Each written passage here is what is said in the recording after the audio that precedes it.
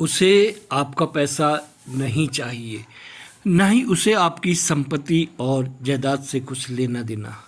उसे अगर चाहिए तो आपके और आपके परिवार की कुशलता।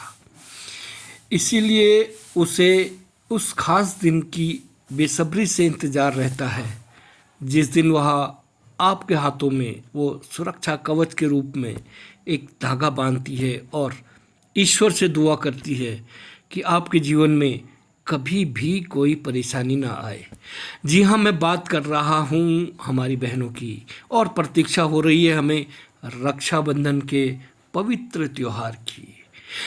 दोस्तों, यह सिर्फ कहने की बात है कि रक्षाबंधन के दिन भाई ही बहन की रक्षा करने का वचन देता है।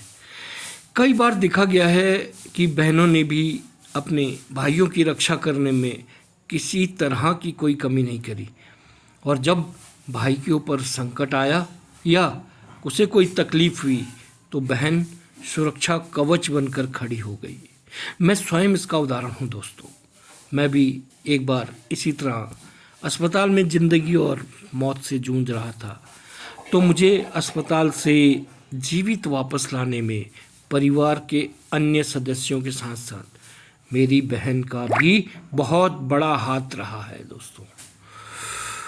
अगर आप पिछले कई सालों से या पिछले साल ही अपनी बहन के पास राखी बंधवाने किसी कारणवश नहीं जा पाए तो इस बार अवश्य जाइए।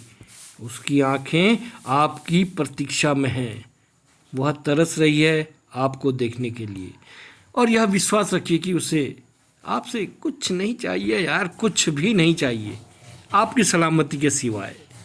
मुझे याद है कि बचपन में बहन को कुछ रुपए देने के बजाय हम उसके पास जो हमारे बड़े भाई लोग थे उनके पास जब राखी बांधती थी तो उससे जो पैसा एकत्र होता था तो वो पैसा हम उससे मांग लिया करते थे, और वह भी उन पैसों को देने में खुशी खुशी से दे देती थी। वो पैसे कोई आनाकानी नहीं करती थी दोस्तों। तो आइए इस बार भी इस रक्षाबंधन के पवित्र त्यौहार को अन्य तो त्योहारों की तरह खुशनुमा बनाएं। आप सभी मित्रों को और आप सभी भाइयों को, सभी बहनों को इस पवित्र त्योहार की बहुत बहुत शुभकामनाएं।